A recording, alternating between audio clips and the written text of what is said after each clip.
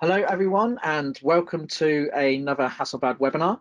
I'm Mark Whitney, part of Hasselblad's European marketing team, and I'm continuing to keep safe and follow government guidelines by coming to you today from my home in the UK. I'm joined today by my colleague Chris Cooze, Hasselblad's Global Technical Communications Manager, and Chris will be taking a look at the reproduction mode and scene calibration tool within Hasselblad's Phocus software. It's always difficult for us to know where to pitch the level of such technical webinars. So we'll start with an overview of the Phocus family of apps and cover some of the basics before then moving on to some more advanced detail. So hopefully the webinar will be of use to both beginner and advanced users. And if you do require any more detail after the webinar, then please feel free to reach out and we'll be happy to supply more details. So hi, Chris. Hi, Mark. So we'll just go through a couple of slides before Chris proceeds with the webinar. So as always, just to let everyone know that the webinar is being recorded and we'll put a recording up on the Hasselblad YouTube channel, probably worst case by tomorrow morning, maybe sooner. Also, all of our other webinars that we've done recently will be on there as well. So if you like this webinar and haven't seen any of the others, you can look back there. And then just a brief agenda for today. So as I said, we're going to start off with Chris having a look at the Phocus family, just to introduce the different versions of Phocus for anyone that might not yet understand that. And then we're going to get into the reproduction mode. Chris will explain what it is and how it works. And then we're going to have a bit of an introduction to Hasselblad multi-shot technology and how that complements the reproduction mode. And then scene calibration, again, what is it and how does it work? So we estimate that to be around about 50 minutes, which should leave us for some time for some general Q&A at the end. But there'll also be opportunities where I'll ask some questions at the end of each of these sections. So please send in your questions throughout the webinar and we'll try to ask as many relevant questions as possible. So Chris, if I can just hand over to you. Yeah, sure. There we go. Thank you very much.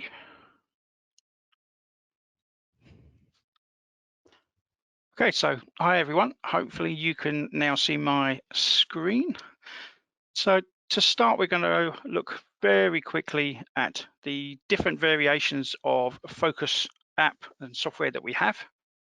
It's continually growing. So Phocus family. From a mobile point of view, I'm talking iPad, iPhone. We have the original Phocus Mobile and Phocus Mobile 2, which is the newest, latest version. We'll walk through the differences between the two in a moment. And then from a desktop point of view, we have the app that we're going to spend most of this webinar looking at, which will be the desktop app. So Phocus. Phocus 3.5.6 at the moment is the current version, but we'll look through these as we go. So from Phocus Mobile 2 point of view, the latest version, on the iPad, pretty much the ability to do as many tasks as you can think of. So we can connect through cable, through the USB, or we can connect wirelessly. There's the option to update the camera's firmware, lens firmware via the iPad. You can adjust the shooting configuration, look through live view, control the focus point, actually capture from the iPad. And you have the choice of storing the RAWs or JPEGs on the camera or importing them as you shoot so that it can actually work and edit on the RAW files on your iPad. Obviously, there's also organization options and sharing options. So pretty versatile. So to use Phocus Mobile 2, you're going to need latest iPad Pro. So iPad with a USB-C connection, generally 2018 or above. The earlier versions of iPad Air and iPad Pro, which have the Lightning connector, they can be used, but you're going to need to use an adapter for that. The amount of facilities you'll have access to is going to come down to how much RAM you've got on it and Obviously, the slower processors from the older models will take slightly longer to do things. There's also the iPhone app for Phocus Mobile too. Again, it's on the phone, so you're going to have less functionality, but you can still connect, update, and do image configuration for the camera, shutter speed, aperture, take the image. You can import a RAW directly to the phone. Again, depends on how much RAM the phone's got, and convert it into a JPEG and then share it. So you can still do a few things on there, but obviously you're limited there by the amount of RAM on the phone. So for instance, if you wanted to do 100% magnification, you're going to need 3 GB of RAM in your phone, and really that limits you to sort of iPhone 7 Plus, 8 Plus, and so on, and iPhone X models. So supported cameras, obviously X1D2, the current model of the X1D, the 907X Special Edition, and the current 907X Standard Edition. So these 3 cameras are supported by Phocus Mobile 2. You cannot connect earlier cameras to Phocus Mobile 2. To cover those, you'll need Phocus Mobile version 1, the original. Again, this particular app can run on iPhone, iPad, iOS 10 or later for this. Obviously, there's only a wireless connection for these. So we're talking H5D 50C Wi-Fi, H6D, and the original X1D Mark I.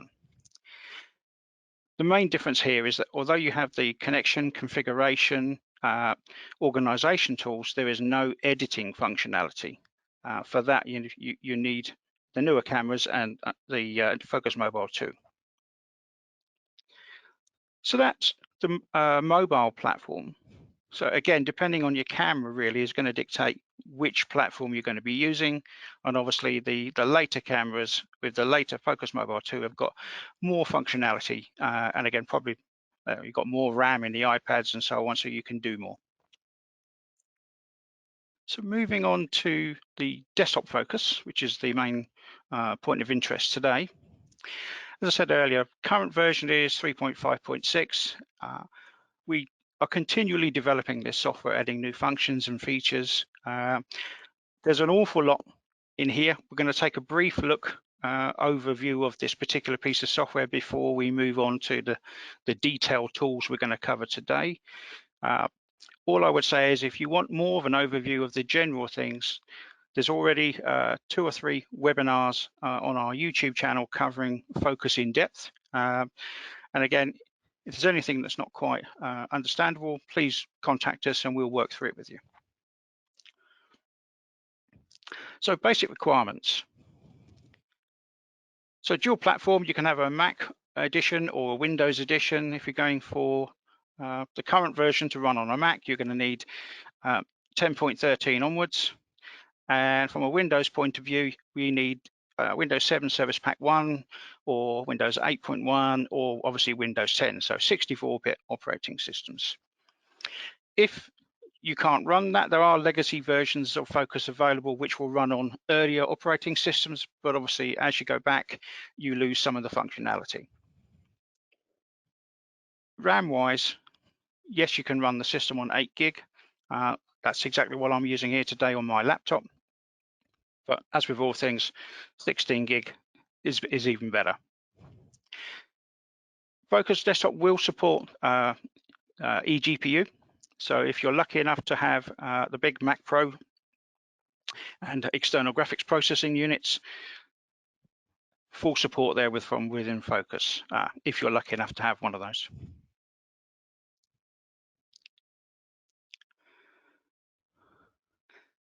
So desktop capture, full tethered experience here. So again, FireWire connections, USB connections, so H3D onwards basically, X1D cameras, full connection there. You've got live view with those cameras, full control of the capture sequence, plus obviously camera settings, exposure, shutter, aperture, ISO, etc., white balance, fully functional, straight from the main interface.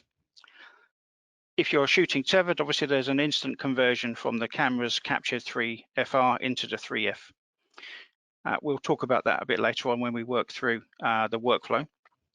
And obviously the main point of this software is that you have more deeper tools, finer control, adjustment layers and so on. So there's a lot more configurability and controllability for your workflow and customization of the actual app so that the tools you want are where you want, configured how you want. So very much more a deeper ability to edit. So for those that have never seen it, we're going to take a brief overview now of the Phocus interface. So this is the default look when you open up Phocus. So along the top, some very basic tools. So capture, import, export, bulk modify, print, plus options for which areas are switched on or off. So if you don't want to see the main preview image, you can switch it off. Your thumbnails automatically take up the space provided. You've also got access at the top here to your previous adjustments. So a little bit like virtual copies, but you've got step-by-step any main adjustments that you've done, a save is made. So you can always go back to that. Left-hand side, basically this is where your files are. So there'll be a basic Windows Explorer or a Finder type list, plus you can have your favorites along there as well. External drives, as you can see, are listed here as well. Then located around, you have your filtering options and your rating options. So for each thumbnail along the base here, in the corner, you'll see there's a 3-step rating here, or color-coded rating. So you'll have green, yellow, and red, and there's a star rating there. If the preview image is shown, then that particular image's settings are already shown up here. Now, if you've shot and imported these through, say, the iPad, through Focus Mobile 2, they may already be rated through that. You may have rated and starred the images within the camera. Those settings are held, and when they come into focus, they're automatically shown here. Once you've done that, down in the bottom corner here, you have the filter settings. So this is a really quick way of you culling the shots that are no good or so-so, and only showing the good shots. Again, you can do this either through the traffic light system or through the filter. And then there's the sorting options here for in terms of alphabetical, time, etc. Again, very quick and easy, just one button presses. Finally, on the right-hand side, we've got 4 tabs. So this one here is the Browse tab. So this one here contains basic image information and then metadata, keywording, etc. So again, great for the admin side, but generally you'll spend most of your time in capture and adjust. So looking over at the adjustment menu, the main tools at the top are always the exposure control, white balance and sharpness. Pretty much the tools you would expect to find. The main one to look out for here is the algorithm version. So we now have 3 versions.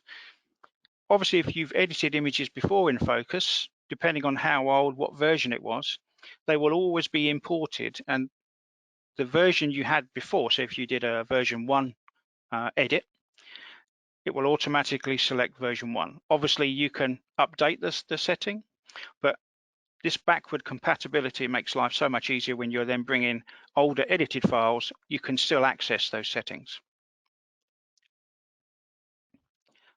Advanced tools, obviously adjustment layers. We keep adding more and more tools to this.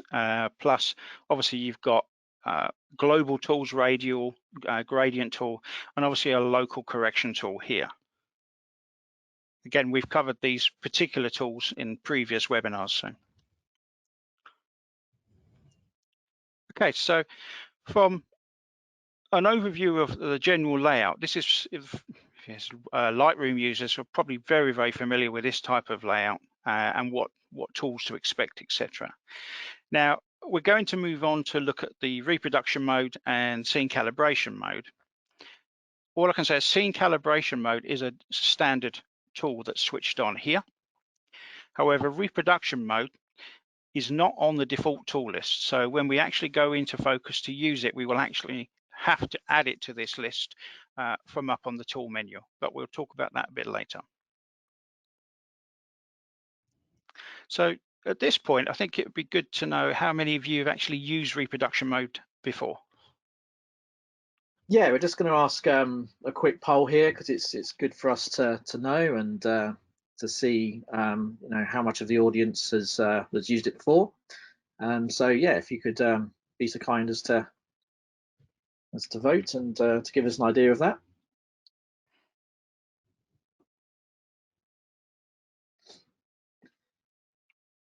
Okay, so yeah, around about 75% haven't used reproduction mode before, Chris. So yeah, okay, so you should learn a lot more about how to use it. Okay.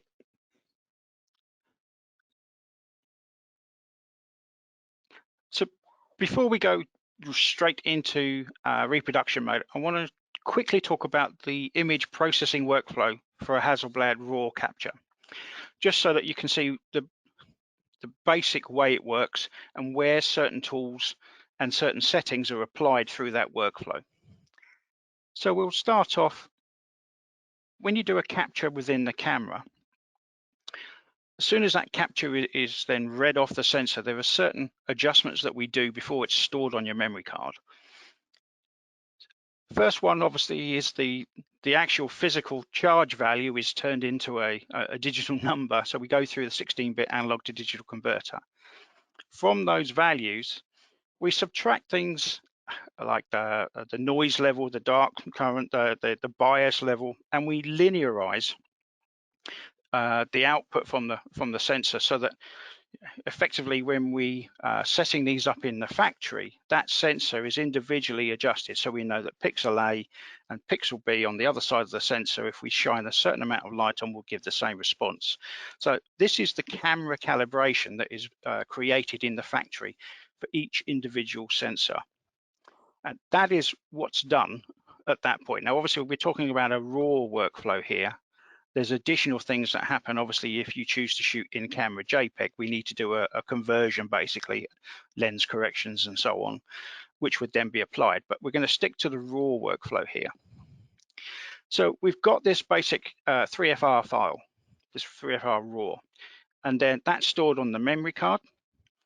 And then when you import that to Phocus through a card reader, or obviously if you're shooting tethered, it's then automatically passed across and the second stage is applied automatically. So that's what we're going to look at next.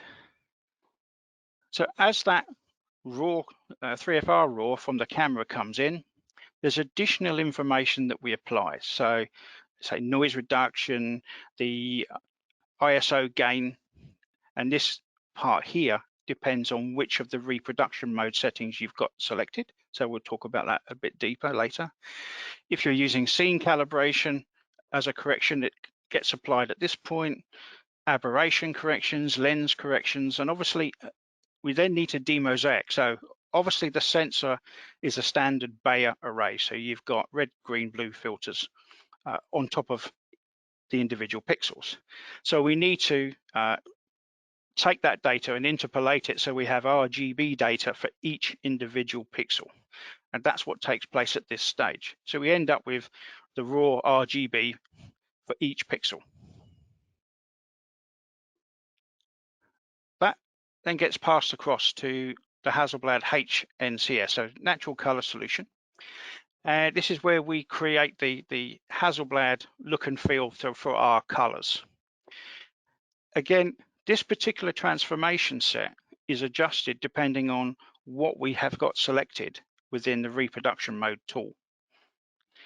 So once the transformations are applied, and for those that are interested in that particular point, we have already done a webinar on HNCS. Effectively, we remap the colors from the sensor to get the look and feel for the Hasselblad color. It's then converted to your selected working space. So within Phocus, you have a choice of L-Star, which is the wide gamut lab color style interface, or we have the standard Hasselblad RGB, and we'll talk a little bit about those in a minute. So the image then ends up in your working space. That's the preview that you see within Phocus, and then you can continue to apply your standard color correction, sharpness, brightness, the other tools that we all use to fine tune the image. And then once we're happy with that, we would then export the image to TIFF, PSD, or whatever you want to use, a JPEG. And again, depending on which color space that you've selected, depends on what steps are applied to get that.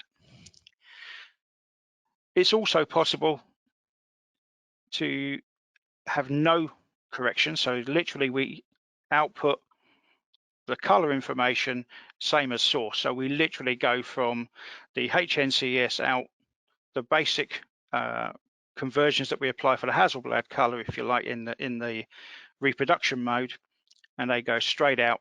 And that's useful, as we'll talk about in a while, if you want to make your own external color profile and have full control over the color workflow. So again, lots of detail to add here, but this is the basic flow all the way through, and various functions from reproduction mode get applied at different points. But for what we're about to work through in terms of the response and so on, that's all applied here before we then end up in the working space area. Okay. So as I briefly alluded to there, two choices basically within Phocus for your working space. So default for the standard setup is Hasselblad RGB, and that's unless you're doing very, very fine reproduction work or copying work, that's more than adequate. Obviously, if you're trying to capture those really fine color graduations and possibly using a multi-shot camera that we'll look at later, where you really, really want to capture those exact color readings and the fine detail, then L-Star just gives you more space to work with. So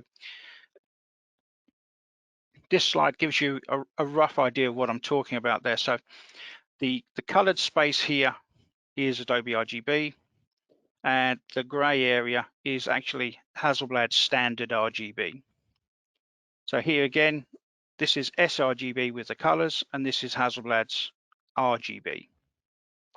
And to give you an idea of how much larger in terms of the color spaces from L-Star to Hasselblad RGB, that's this one. So this is the Hasselblad RGB, and this is the L-Star.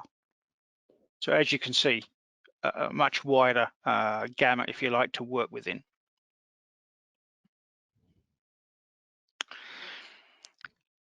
So within reproduction mode, there's also the option for the color calibration.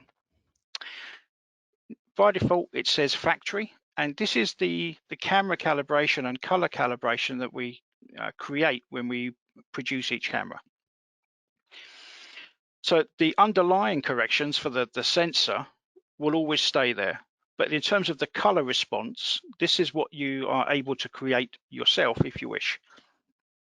So we'll do a live profile creation in a part of the actual practical demo in a moment. But if you wanted to, it's very straightforward. So from this color calibration drop down, you select edit. And you can see here listed are some of the ones that are created previously.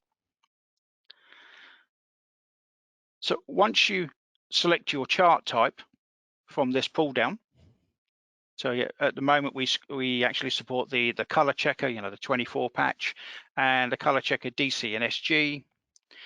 And there's also versions in here for pre-2014 and post-2014 when the target values change. So again, you select your chart and then you hit auto locate.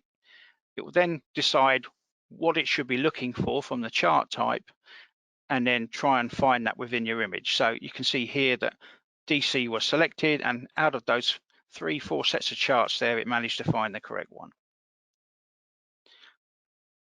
If it fails to find the corners correctly, you can manually drag to the corners if you needed to. But generally, if there's a reasonably well exposed image there, it'll find it. Then you hit calibrate, and it will then give you an average error and a maximum error, a delta E, and around the sort of 2.8 is what I've achieved from some of my standard color checker ones. That gives you a fairly good camera profile. Give it a name that works well and then hit create. And it's as simple as that. And I'll show you the process physically in a little while. Just to touch on this, obviously there are many more targets out there. We've had requests about, could we add some of these other types of chart to it? It's something that the software team is looking at. Is it possible to do that? Obviously, there's a huge number of patches here, so that will take a little bit of extra time for processing on that one, but it is something that the team's looking at because we've had, as I say, several requests. So moving on to the third line, which is input profile. And again, the default here is the factory value from the actual camera calibration. But if you've worked through and you've created your own color profile with an external piece of software, Profile Maker or something like that, then basically at this point on this drop down, your profile would be listed and you would be able to use that as the input profile. So when we look at the response setting here, it'll make a little bit more sense. But basically, if you've been able to export your color chart with the minimum of corrections from Phocus, you've then processed the file to get your own color profile, loaded it into the system, this is where it would be shown.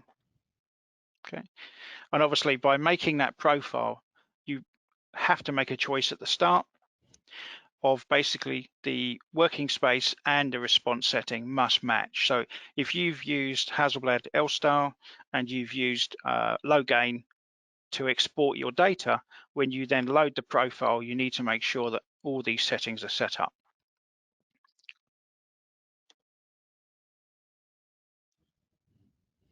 Okay, so now to the final one, which is probably the most asked about. So 4 settings in here, and we're going to go through each of them and try and explain what the difference is for each different level.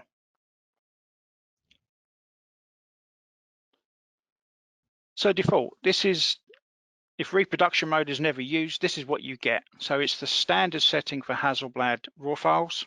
It gives you Hasselblad RGB color control and color transformation. So you get the little S curve applied to the output from the HNCS, which just adds a little bit of kick to the image, so a little bit of boosted contrast, apparent sharpness. Images look perceptually correct, so the tones will flow nicely between each other. And it works really, really well for standard photography, just general photography where, the finest level of color reproduction isn't important, but things like, the general skin tone reproduction and so on, that's important. That is the default, and as you've probably seen, out of the box, the camera works supremely well, and for most subjects, default setting is perfect. So Hasselblad RGB and standard. For those that want more in terms of finer color control, they don't want any tweaks to the image data off the sensor, so they want to be able to control that themselves. That's what reproduction setting is. So the data that comes through the system off the sensor and is demosaicked, then rather than boost the image look, with the S curve and the other corrections that are applied to make it, perceptually correct, it's left alone. So obviously we take that image data and there is a gain, if you like, an amplification effect that is applied depending on the ISO of the image, so that, as you would expect, if there's a X amount of exposure light coming in, if you double that, you would just expect to see the value double as you went along for each stop. And we try to maximize the use of that sensor's dynamic range by implementing L-star color space as well. You can have that full wider color space and also record much finer exact levels of color information. So imagine you had maybe a red pigment that had some real subtle changes all the way through. By using reproduction mode and the L-star setting, you would be able to make sure you capture as much as possible of that subtle shift in tones and have exact or correct placement of them into the color space. And that's why we really say that, you know, for somebody that's working in archival work or copy work, reproduction setting in the response, probably Hasselblad L-star working space, and if possible, the multi-shot means you're capturing the most accurate color and resolution information you can from the system. That way you've got the best of everything, if you like. So in terms of the low gain setting, if we take everything we've just said about reproduction mode, the main difference is the low gain, there's no gain added for an ISO change. So basically it's just a linear output that's linearized so that the EV values along so we make full use of the dynamic range of the sensor basically. There's no loss, no compression. And this is perfect if you then want to have full control of those transformations for your own color workflow. So if you want to then use, say, something like Profile Maker or another external third-party color profile generator, this is perfect. So you would work with L-star RGB, low gain, so that basically you have the maximum amount of use of the sensor data. You have the finest possible placement of the color tones within that. And then in terms of making sure they're all correct, that would then be taken care of by the external software.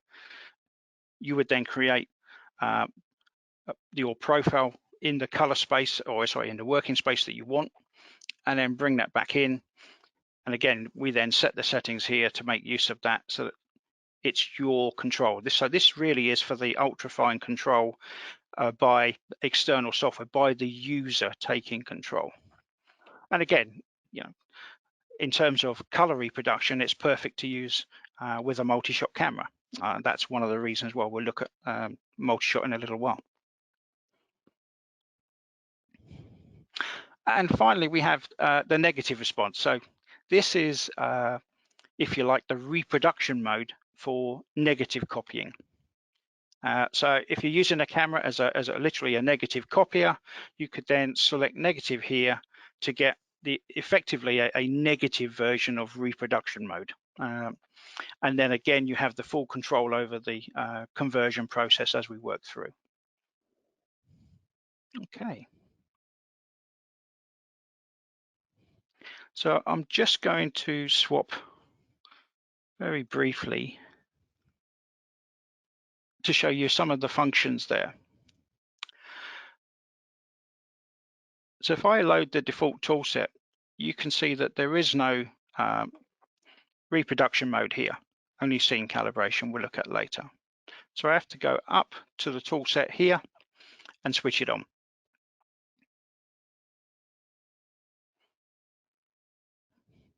So I'm just going to float that because it makes life a little bit easier.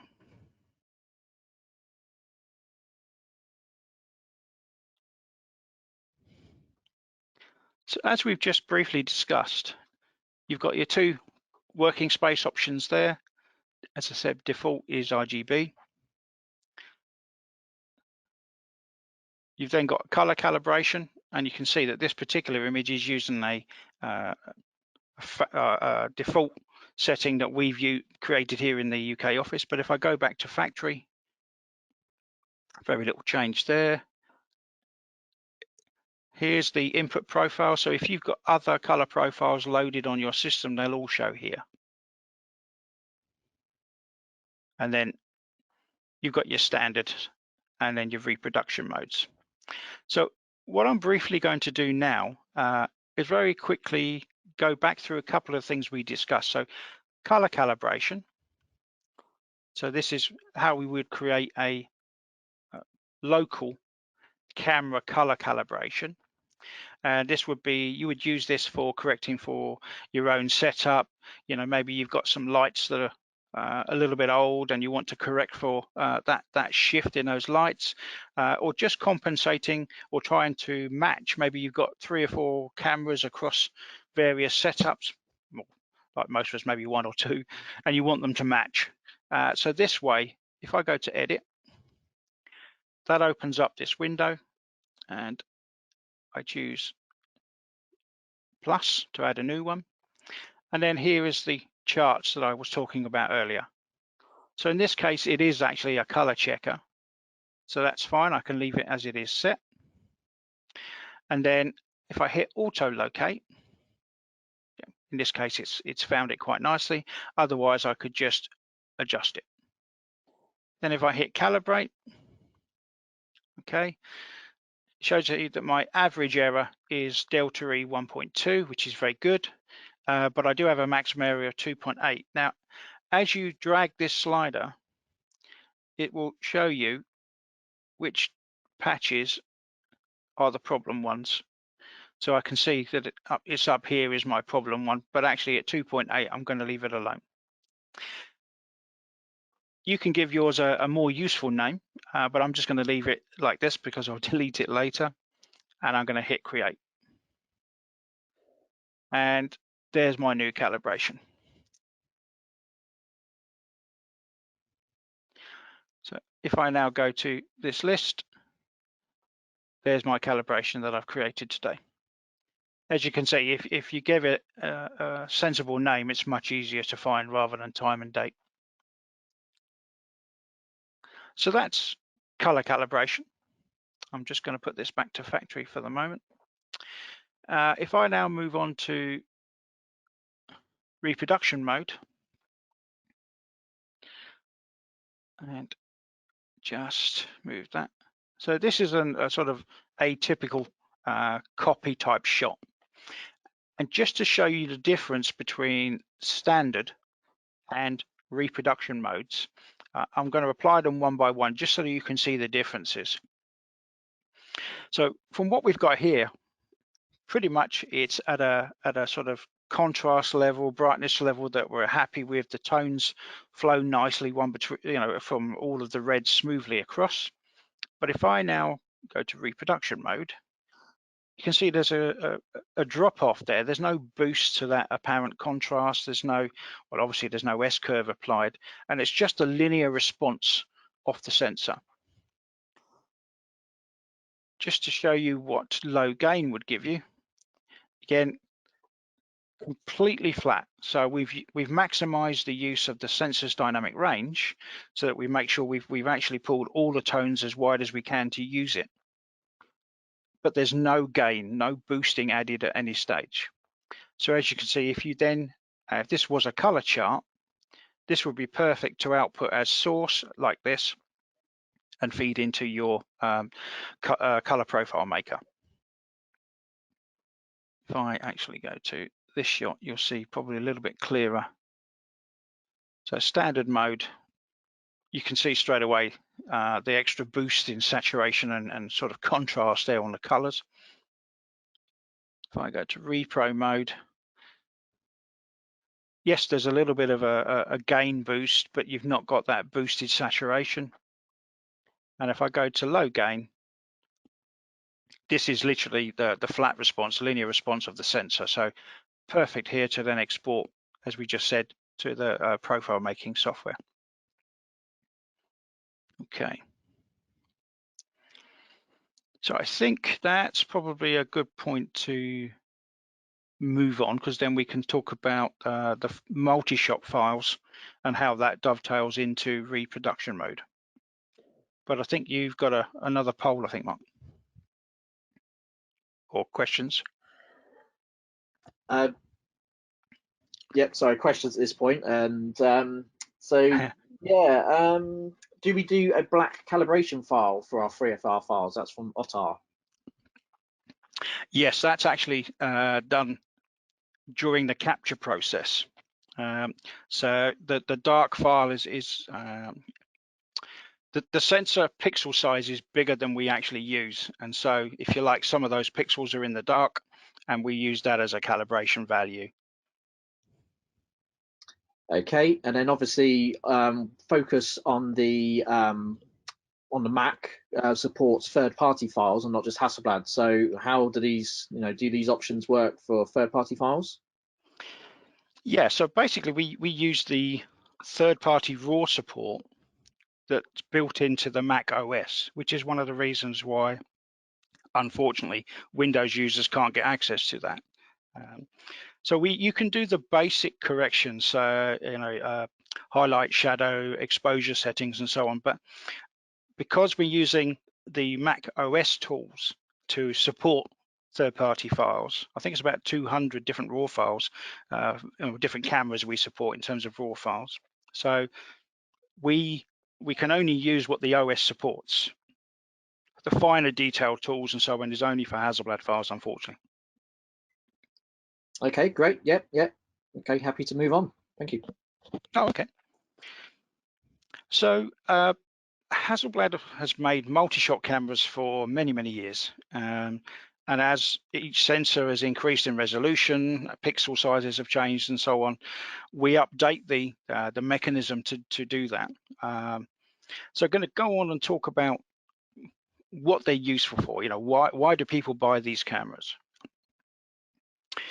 So within the H6D 400, you have 4 choices. So you can treat it like a single shot 100 megapixel camera, and it works just like every other standard Bayer array style camera. So we capture 100 megapixel shot, and we demosaic and interpolate the data for red, green, blue for each pixel. And that works perfectly well for most things, but there is a possibility of introducing MONLE patterns, and obviously the interpolation part of it means that to a certain extent you're cheating, you're making up some of the data. So you then have the 4-shot and 6-shot, and we'll talk about how that works in a second. But the 4-shot and 6-shot really are used by fine art reproduction houses, restoration, preservation, archival type organizations that are trying to capture a particular image, be it a painting, document, or whatever. They're equally at home though for medical use, industrial, forensic, where you want to capture, correct color and the finest resolution.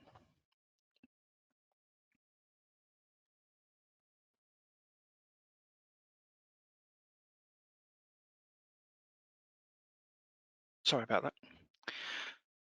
So multi-shot itself, the whole point is that we move the sensor to illuminate each pixel so that we end up, if you imagine a beam of light coming in and hitting the sensor into one pixel, by moving the sensor, we can capture that individual beam's red, green, and blue data so that we've got true data. There's no interpolation. And that's exactly what the 4-shot does. And because there's no interpolation, you then don't get the fine detail interference, the moire interference pattern. So multi-shot eliminates that. Obviously, the movement itself has to move very accurately, 1 pixel across, down, across, up, to actually make sure that the 4 images you're taking can be overlaid correctly and there's no fringing.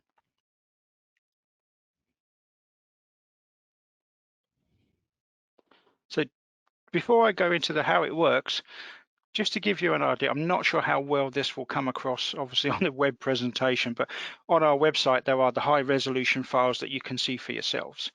But single shot, you can see here, pretty good, 400% zoom, just a small loss on the fine detail, and that's down to the interpolation. The 4-shot, where we've got true RGB data, you can see is much finer resolution here, and if you were to actually read the values, they're more accurate, but it's the finer resolution that you can see. And then finally, if we do the 6-shot, This is only at 200%. So you've got that accurate color, and then we add in that finer resolution data so you can then capture the fine detail. So how does it work? So this is a small section of the Bayer array. We move the sensor with a piezo movement, 1 pixel at a time.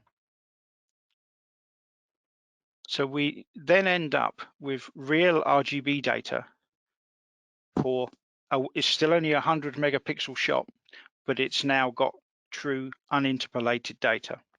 So this gives us that step up in fine detail and accurate color information. Obviously, the most important thing here is that the movement of the sensor is accurate. So we do move 1 pixel at a time. And also the camera has to be kept perfectly still, and the subject has to be kept perfectly still so that there is no movement between shots, and so there's no misalignment. For the 6 shot, we then do 2 half pixel movements. And the point here is that we take the 4 shot information and then we fill in the gaps with the green luminance data. We already have very high resolution color data, but by using the green channel information, we have the luminance, so we can check, what's happening between the 2 sets of pixels. And that way, when we scale the data to 400 megapixel, you not only get the accurate color data, but you get that extra resolution as well. So again, it's a half pixel movement, but it does then give us the equivalent of a 400 megapixel single shot. So I'm going to show you a real world example. This is just one of my training shots. So basically, this was on a workshop day, around about 3 meter distance between the camera and this embroidered fan. If we then look at the difference in the shots, I think if you look at this single shot, yes, it's great in terms of nice colors and so on, but the fine detail has been lost, and we're getting some sort of interference patterns and colors here. If we look at the 4 shot, you've got the detail back here and the color graduations that you can see here. And also we've removed a lot of that interference patterns here. They've all gone. 6 shot just adds extra resolution to that shot.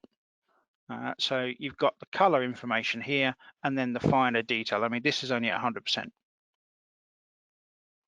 So that's how multi-shot works. So pretty basic in terms of the description, but it gives you an idea. The most important thing for a multi-shot camera is the camera must be firmly mounted and the subject has to be still. As the sensor moves the 1 pixel or half pixel, those images have to be stacked and processed. So again, 6 shots is a good level of shots to capture the detail you need, the color you need, without introducing many extra shots that may have movement issues and so on. So it's a good number of shots to get the detail we need. Okay, so moving on to scene calibration. Okay. Yep, this is where we had a poll just to see just to see out of interest who's used scene calibration before. So same as before, if you don't mind, just to give us an idea. Be interesting to know.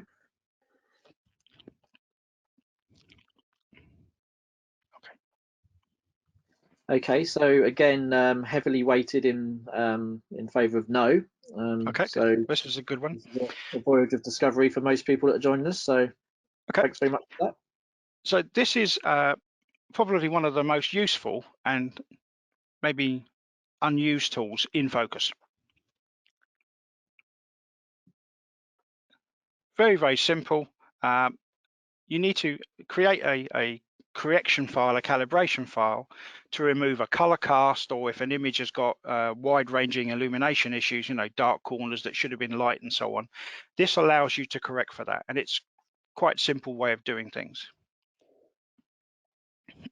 So the classic example I get is, imagine this image. You've got a photographer that has got the shot set up and then is using a shift lens, or in this case, a technical camera, because we want the windmill further down the image, but it's just physically not possible to do it without tilting it. So by using a shift or a tilt shift lens, you can do that. But if you shift that lens up too far, you can introduce color casts, because basically the angle of light, you're in the edge of the image circle projected by the lens, and so the angle of the light rays coming in is basically creating a color cast from the adjacent filters. And so this is what you would get as your capture. Not very good, unfortunately, but there is a simple way around it. Now, hopefully you can still see my camera feed. What you're going to need to create the correction file is a sheet of Perspex, small amount, about 1.5 to 2 mil thick, and you're going to use this to take a picture through the camera lens with the same settings that you took this image that had the color cast. So you would literally just cover the lens, and if you get a piece, if you're using a slotted filter holder, you could get a piece cut that would slot in. That's all you need to do. And when you take that picture, you end up with that. So you've got the same color cast, but obviously the opaqueness of the Perspex means you can't see any detail in the image. You can only see the color cast. And by using scene correction, we can then create a color correction that will allow me to update my original image. So I apply my correction and we get the image we wanted in the first place. So no color cast, and illumination is corrected as well. From the second point, so illumination, imagine you're shooting this, you've not got enough flash units to illuminate the ceiling and the floor areas to bring out the detail. So what you can do is take the standard shot, take another shot through your Perspex sheet to again get effectively, in this case, an illumination correction. You can see the dark corners and dark areas here. And when you apply that correction, you end up with a more evenly illuminated image. Hopefully that looks not too bad on your screens. So very quickly, what I'm going to do is now show you that and how easy that is in Phocus. So I am going to show you, this is probably the simplest one, the windmill shot. So there's my first shot, too high, but when I then shift the image, I get my color cast, which is a little bit of a shame. Just going to move this around. So as you saw, we took the same image with my color cast on it here. So this is like a flat field image. And now what I would need to do is go to Scene Calibration. And if I was using a H system lens, I would need to make sure at this point that the lens corrections are off. Otherwise, we're about to double correct here. So for the, let me show you what I mean. I would need to make sure that the vignetting correction is switched off. Otherwise, I'm going to double correct. On the menu, you've got Create Preset. So you could give it a name. So in this case, windmill large cast. That'll do for today. And hit Create. So that's been created. Now, if I now go back to my image with the problem,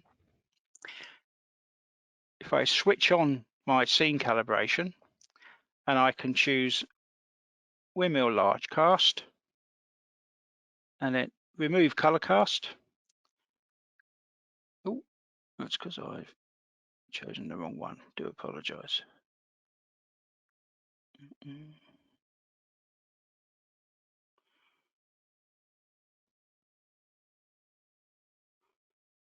Let's try that again.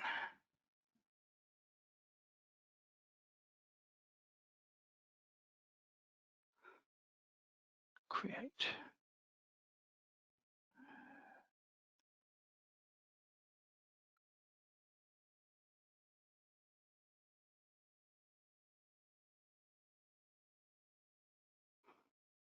So we would switch it on.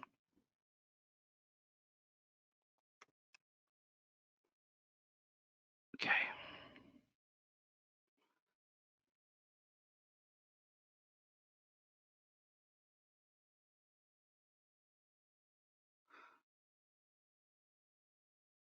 As you can see, you can have fine control over the illumination correction to get what you're after. So normally around sort of 85 to 105 is about right. And that's it. So that's how you would then apply that color calibration, local color calibration file to actually remove that color cast. Okay.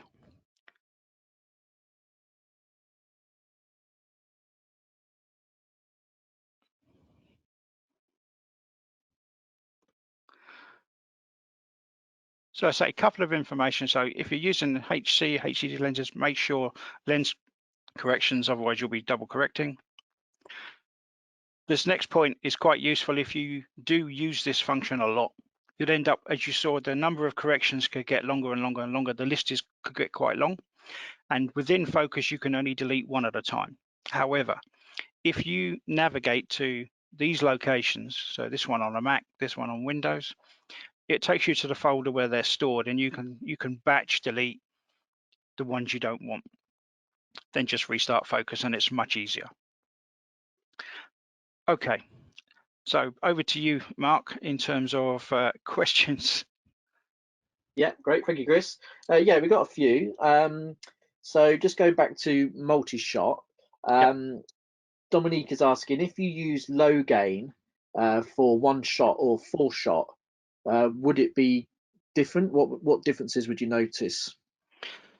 Basically, the difference you would see is what would be captured by the camera.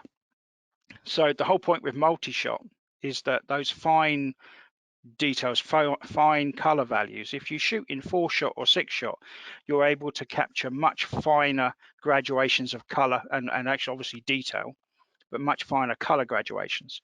So then when you come into Phocus and choose low gain, you to get the best out of it, you then use LSAR working space and then output that. And then that would then allow you to get the maximum amount of information from the camera sensor and the best processing, if you like, from Phocus to allow you to create your own custom color profile. Okay, Does great. that make sense? Yeah, good to me. Question from Peter: can you use an Expo disc in place of Perspex for color casts? Yeah, that would be fine, because basically you've got that opaqueness there, so you're going to create exactly the same file. That would be perfect.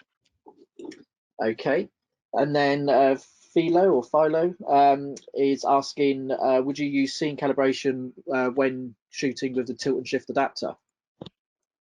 If you've got the whole point is if you go too far, you'll start to get those color casts coming in. And normally this would be on a like a technical camera.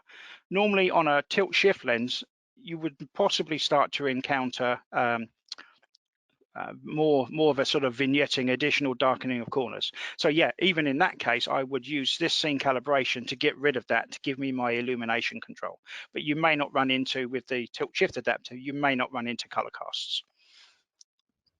Okay, and then we've got several questions regarding the material of the Perspex. Is it like a particular photographic accessory you would need to buy, or is it just general Perspex, and does it need to be a certain Basically grade, just needs to be opaque, so that only you're going to get the light. There's no detail visible, so it just blurs it, so you've got more color and density variation is all that you would see.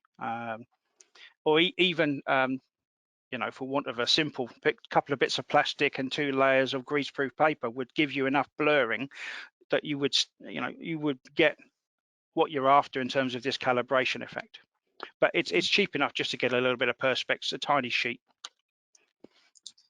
Okay, question from Mark. When calibrating, when sort of generating a calibration file and you're using multi-shot, should you generate on the multi-shot file, or is a single shot file give the same result?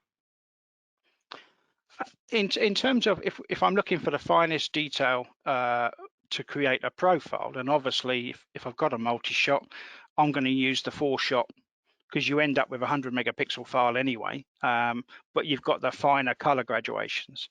And then I would then use that, export that with low gain, same as source as the output, and then that would be the best you could get to go into your color profile generation software. At the end of the day, if you wouldn't go to the probably 6-shot, you don't need the resolution. The 4-shot gives you everything you need in terms of that finer color control. Okay, and just to confirm, obviously scene calibration would work on any file in Phocus, I guess, also third-party files, and even if you're using third-party lenses. Yes, obviously it's got to be a RAW for Phocus to work on it. But yeah, basically, if you've got 2 shots like that can be handled by Phocus, no problem at all to use scene calibration for that. Okay, and a question from Andrew. Why don't we offer a 16-shot multi-shot camera? That's quite topical today. So multi-shot is to a certain extent a compromise, because the 4-shot gives you the increased color data that you're and the finer detail that you're after. So you've got no interpolation. Once you move from that first set of 4 shots, every additional shot, and normally what you're trying to do with the additional shots is the sort of in between 2 full pixels. You're trying to get that in between data to do your scaling. There comes a point where what are you trying? How much are you adding to the fine detail, fine color? What are you getting out of that compared to the extra shots and the extra possibility of movement, or flash not firing and so on? So the 6-shot that we use, as I explained, we take the 4 shots, if you like, extra resolution and color data, and then the 2 additional half pixel movements allow us to fill in the luminance data between the adjacent pixels. So we can then take the accurate color data and then use the luminance value from the green that we capture on those 2 extra shots to say, right, how much do I need to, has it changed in this tiny gap? And then we can then put the color data in between. So you could say we're interpolating that color, but we're talking fine level. So yes, adding more shots, you're always going to add a little bit more information, but you're adding smaller and smaller benefits for every set of shots that you're doing. And so it's a compromise situation, I suppose. What do you want? Do you want to go to 12 shots, 16 shots, and then have to stack all of those and hope that there's been no movement or no errors? Or do you take, the decision we took was 6 shots, and that gives us real color data, accurate extended luminance data, and that allows us to get a high resolution file. So yeah, we could go to more shots, but the amount of change and benefit gets smaller and smaller as you go along. Okay. A question from Jim. When he shoots in his studio, he gets a yellow tinge in the photos from his old softboxes and flashes. So is scene calibration the way to adjust this and to remove that yellow tinging? Yeah, be perfect. You could have an offset file that you just use for everything. Yeah. Okay. Sorry, just going through the questions. Brian is asking, do the cameras ever need to be recalibrated? And how often? No, is the simplest way of putting that. Obviously, if we're talking a 10-year-old camera, 11-year-old camera, you may get a dead pixel or something which could be a problem, and in which case then it would just need a calibration for that, because effectively when sensors are set up, there may be a dead pixel from brand new, but then the data is created to fill in that gap.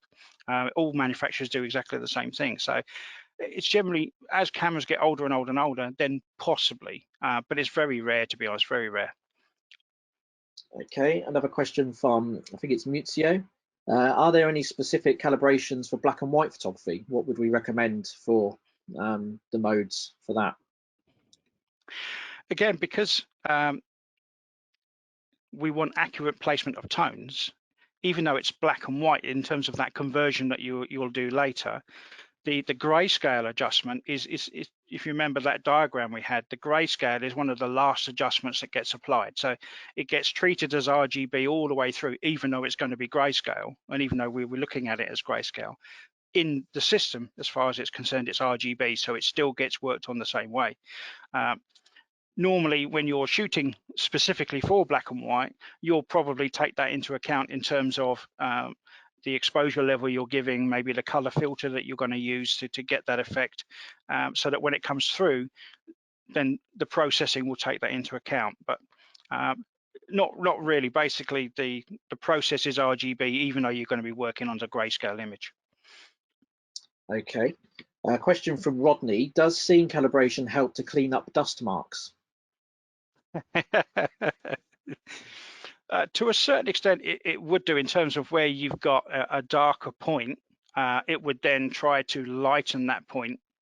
But obviously, if that dust has covered over some fine detail, you know, it's blocked out what was in the image, it's not going to be able to replace that. So unfortunately, yes, it will do, you know, minor spots and so on. But the best way to do that is, unfortunately, make sure the sensor's clean before we're shooting. We've all had that one, I'm afraid. Yeah. A couple more questions. Question from Marek: can we use scene calibration to equalize flashlight in our scene? Yeah, that's actually one of the main copy uses. So imagine you've got two flash units at 45 degrees illuminating, say, a manuscript or a book or something. Trying to make each flash unit identical, you know, it might say they're 500 watt seconds or whatever, but, you know, one may be tiny bit lighter than the other, so you'll have an uneven illumination. So this is where scene calibration for that particular setup would work well, because basically you can cancel out or even out that illumination difference between the flash units and just have that as a preset. Okay. Okay, I think that's about it. We have had lots of questions. It's been a very popular topic, but we're pushing for time. So what we'll do, Chris and I will go through the questions after the webinar, sometime tomorrow or early next week, and we'll look to reply to any questions that we haven't had chance to reply to in the webinar, or maybe they've been on a topic that's a bit too sort of specific or niche for the general webinar audience. So yeah, if we haven't answered your question, we'll look to work through those and get back to you personally. Yeah, so thank you very much, Chris. No problem. And we'll just finish off the webinar with these slides here. So as always, if you could help us with your feedback, it's always good to see how you think we're doing, and if there's any topics you would like us to cover, please let us know. We're here to try and give you what you want, so it's always good to get your feedback. Just another reminder that the webinar has been recorded, so the webinar will hopefully be on the Hasselblad YouTube channel either later this evening or first thing tomorrow morning, and lots of other webinars on there as well if you've missed any of the previous ones. And then, as always, if you want any more information on Hasselblad, obviously hasselblad.com is the one-stop shop for almost everything. So lots of information on our products, news on our future webinars and other events, our partner network around the world, lots of inspirational stories from people using Hasselblad cameras, lots on our history, and you can also request a demo and request any support for any products you have. So thanks again, and we look forward to hopefully seeing you on another webinar again soon. Thank you very much.